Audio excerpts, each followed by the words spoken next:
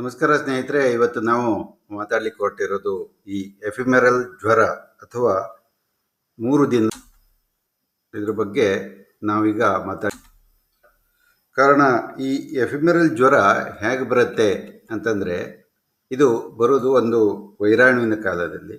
ಈ ಕಾಲದಲ್ಲಿ ಅನೇಕ ಈ ಮಳೆಗಾಲದ ಹತ್ರ ಏನಾಗ್ತಾ ಇದೆ ಅಂತಂದರೆ, ಒಂದಷ್ಟು ಈ ಹಸುಗಳು ಇದಕ್ಕಿದ್ದಾಗೆ ಜ್ವರ ಬಂದುಬಿಡ್ತವೆ, ನಂತರ ಮಲಗಿಬಿಡ್ತವೆ. ಇದು ಒಂದು ವೈರಾಣು ಮೂಲದ ಒಂದು ಕಾಯಿಲೆ. ಇದಕ್ಕೆ ಎಫಿಮೆರಲ್ ಜ್ವರ ಅಂತ ಕರೀತಾರೆ. ಅಥವಾ ಇದಕ್ಕೆ ಮೊದಲೆಲ್ಲ ಒಂದು ಕಾಲದಲ್ಲಿ 3 ದಿನಕ್ಕೆ ತನ್ನಂತಕ್ಕೆ ತಾನೇ ಕಡಿಮೆ ಆಗೋದ್ರಿಂದ ಇದಕ್ಕೆ 3 ದಿನದ ಜ್ವರ ಅಥವಾ ನಮ್ಮ ಹಳ್ಳಿಯ ಭಾಗದಲ್ಲಿ ಕುಂಟು ಹಲಗೆ ಅಂತ ಕರೀತಾರೆ. ಇನ್ನು ಅನೇಕ ಭಾಗದಲ್ಲಿ ಅನೇಕ ಹೆಸರುಗಳಲ್ಲಿ ಇದನ್ನು ಬರೀತಾರೆ. ಈ ರೀತಿ ಜಾನುವಾರು ಇದರಲ್ಲಿ ಮಲಗಿಬಿಡುತ್ತೆ, ಮಲಗಿದ ಮೇಲೆ ಏಳಲ್ಲ.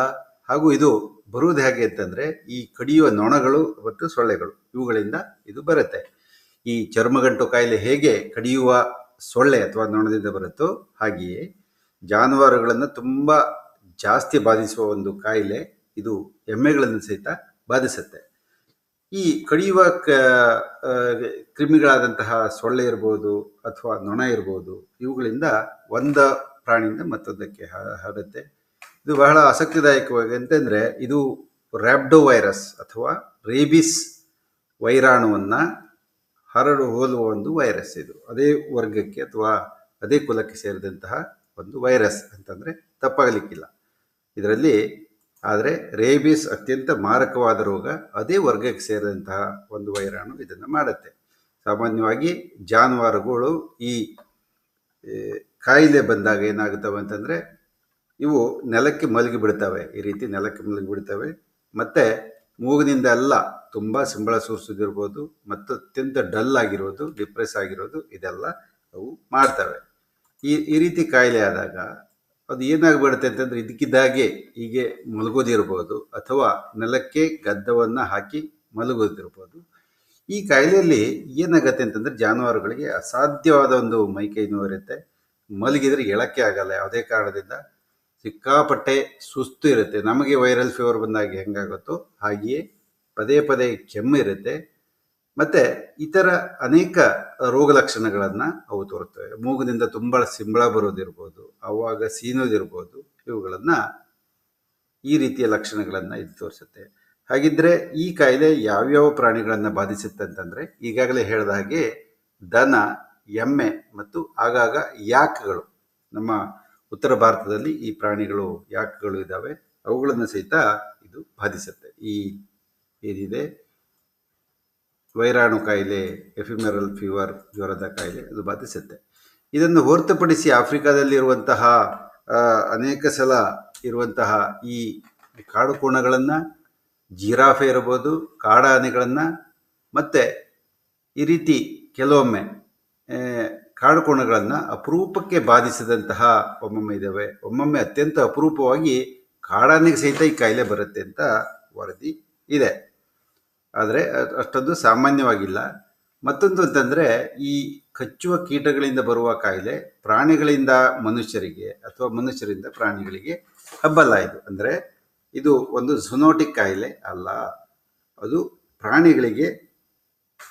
ಪ್ರಾಣಿಗಳಿಂದ ಪ್ರಾಣಿಗಳಿಗೆ ಮಾತ್ರ ಹರಡುವ ಒಂದು ಕಾಯಿಲೆ ಆಗಿದ್ದು, ಈ ಕಾಯಿಲೆ ಯಾವುದೇ ಒಂದು ಕಾರಣದಿಂದ ಮನುಷ್ಯರಿಗೆ ಬರುವ ಕಾಯಿಲೆ ಅಲ್ಲ ಅಂತ ನಾವು ಖಡಾಖಂಡಿತವಾಗಿ ಹೇಳ್ಬೋದು. ಹೆದರುವ ಅವಶ್ಯಕತೆ ಇಲ್ಲ.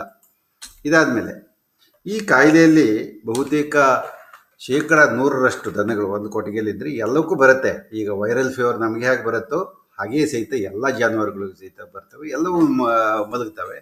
ಆದರೆ ಮರಣ ಒಂದು ಸಾಧ್ಯತೆ ಬಹಳ ಕಡಿಮೆ ಇದೆ, 1-10% ಇರುತ್ತೆ. ಕೆಲವೊಮ್ಮೆ ಸೆಕೆಂಡರಿ ಬ್ಯಾಕ್ಟೀರಿಯಲ್ ಇನ್ಫೆಕ್ಷನ್ ಅಂತ ಹೇಳ್ತೀವಿ, ಆ ರೀತಿ ಆದಾಗ ಮಾತ್ರ ಇವುಗಳಲ್ಲಿ ಮರಣದ ಒಂದು ಭಯ ಇರುತ್ತೆ. ಮತ್ತೊಂದು ಆಶ್ಚರ್ಯಕರ ಸಂಗತಿ ಅಂತಂದರೆ, ಚರ್ಮಗಂಟು ಕಾಯಿಲೆಗಳಲ್ಲಿ ಹೇಗೆ ಸ್ಥಳೀಯ ಜಾನುವಾರುಗಳನ್ನು ಬಾಧಿಸುತ್ತದೆಯೋ ಹಾಗೆಯೇ ಈ ಕಾಯಿಲೆಯಲ್ಲೂ ಸಹಿತ ದಷ್ಟಪುಷ್ಟ ಜಾನುವಾರುಗಳು, ಅಂದರೆ ಮೈಕೈಯಲ್ಲಿ ತುಂಬ ಚೆನ್ನಾಗಿರುವಂತಹ ಜಾನುವಾರುಗಳು, ಒಳ್ಳೆ ಹೋರಿಗಳು, ಉತ್ತಮ ಪೌಷ್ಟಿಕಾಂಶ ಹೊಂದಿದಂತಹ, ಅಧಿಕ ಹಾಲು ಕೊಡುವಂತಹ, ಹಾಲು ಉತ್ಪಾದನೆ ಮಾಡುವಂತಹ ಆಕಳೆಗಳು ಈ ಕಾಯಿಲೆಗೆ ತುತ್ತಾಗುತ್ತವೆ. ಸಾಮಾನ್ಯವಾಗಿ ದಷ್ಟಪುಷ್ಟವಾದಂತಹ ಒಳ್ಳೊಳ್ಳೆ ಜಾನುವಾರುಗಳು ಇದಕ್ಕೆ ತುತ್ತಾಗ್ತವೆ.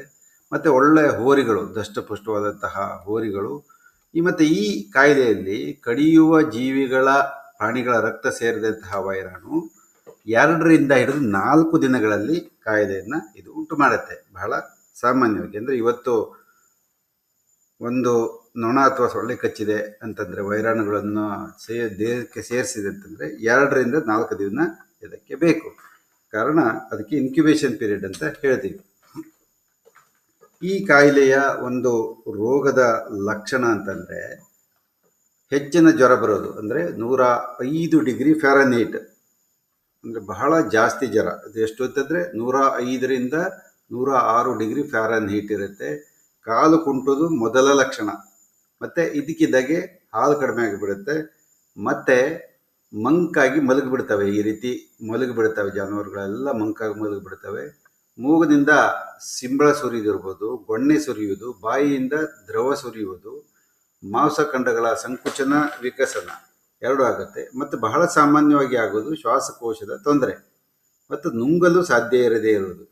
ಇದು ಒಂಥರ ರೇಬ್ಡೋ ವೈರಸ್ ಸೇರೋದ್ರಿಂದ ಈ ರೀತಿ ಲಕ್ಷಣಗಳು ಇರ್ಬೋದು. ಇದಾದಮೇಲೆ ಹೃದಯದ ತೊಂದರೆ ಸಹಿತ ಬಹಳ ಸಾಮಾನ್ಯ. ಅನೇಕ ಸಲ ನಾವು ಈ ರೀತಿ ಮೂಗದಿಂದ ಸಿಂಬಳ ಬರುವ ಒಂದು ಲಕ್ಷಣಗಳನ್ನು ನೋಡ್ತೀವಿ ಈ ಕಾಯಿಲೆಯೊಳಗೆ.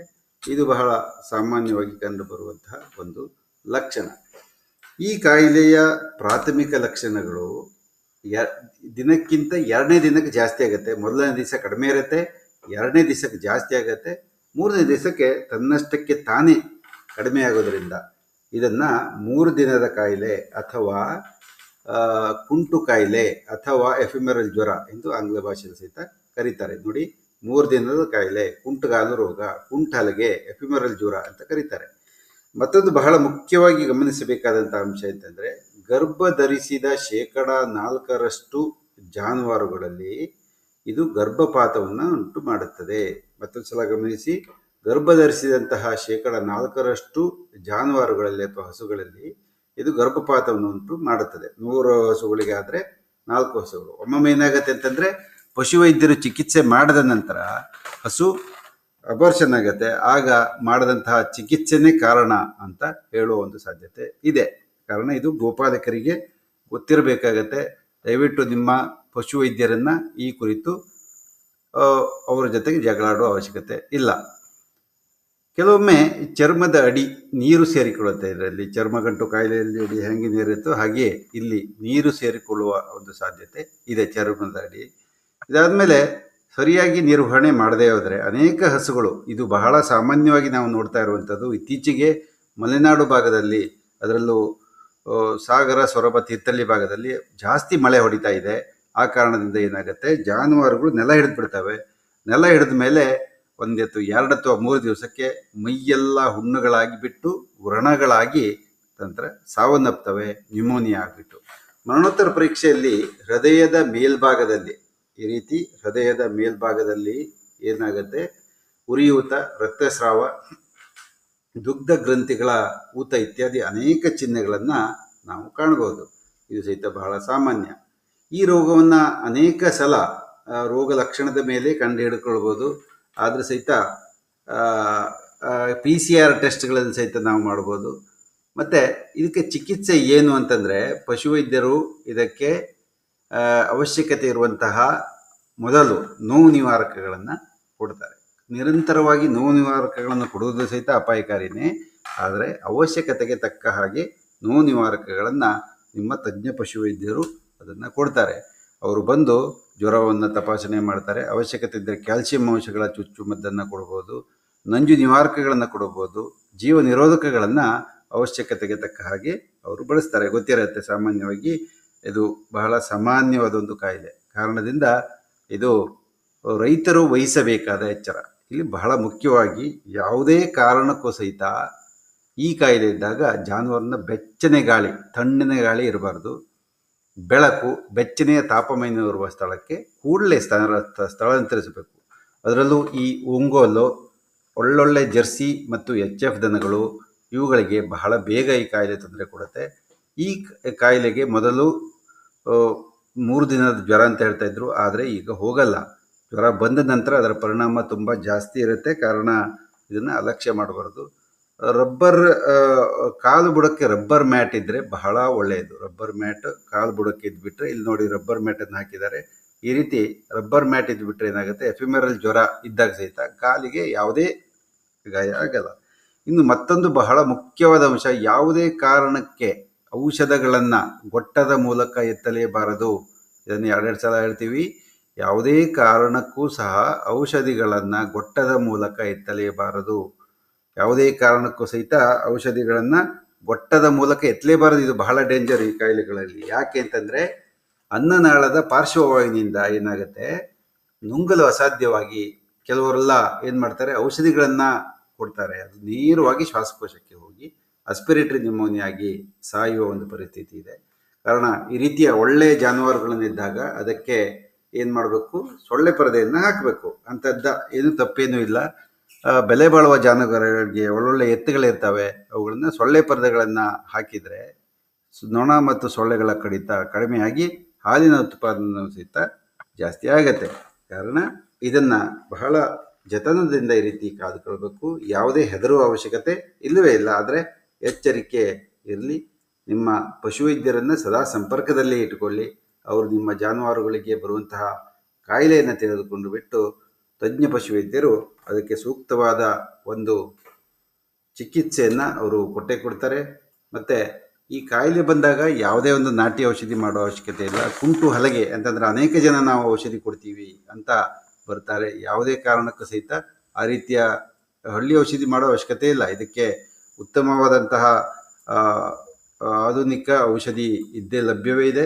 ಕಾರಣ ಈ ಔಷಧಿಗಳನ್ನು ಬಳಸಿ ತಜ್ಞ ಪಶುವೈದ್ಯರನ್ನು ನೀವು ಸಂಪರ್ಕ ಮಾಡಿಬಿಟ್ಟು ಅವರ ಹತ್ರ ಒಳ್ಳೊಳ್ಳೆಯ ಚಿಕಿತ್ಸೆಯನ್ನು ಪಡೆದು ಈ ಜಾನುವಾರುಗಳನ್ನು ಕಾಪಾಡಿಕೊಳ್ಬೇಕು ಅಂತ ಹೇಳ್ತಾ, ಇನ್ನು ಮುಂದೆ ಸಹಿತ ಈ ರೀತಿಯ ಅನೇಕ ವಿಡಿಯೋಗಳು ನನ್ನದು ಬರ್ತವೆ ಡಾಕ್ಟರ್ ಎನ್ ಬಿ ಶ್ರೀಧರ್ ಚಾನಲಲ್ಲಿ. ದಯವಿಟ್ಟು ಸಬ್ಸ್ಕ್ರೈಬ್ ಮಾಡಿ, ಶೇರ್ ಮಾಡಿ. ಅನೇಕ ರೈತರಿಗೆ ಈ ಮಾಹಿತಿಯನ್ನು ಕೊಡಿಸಿದರೆ ಬಹಳ ಅನುಕೂಲವಾಗುತ್ತೆ ಅಂತ ಹೇಳ್ತಾ ಇವತ್ತಿನ ಈ ಕಾಯಿಲೆಯ ಬಗ್ಗೆ ವಿವರಗಳನ್ನು ನೀಡ್ತೇನೆ. ನಮಸ್ಕಾರ.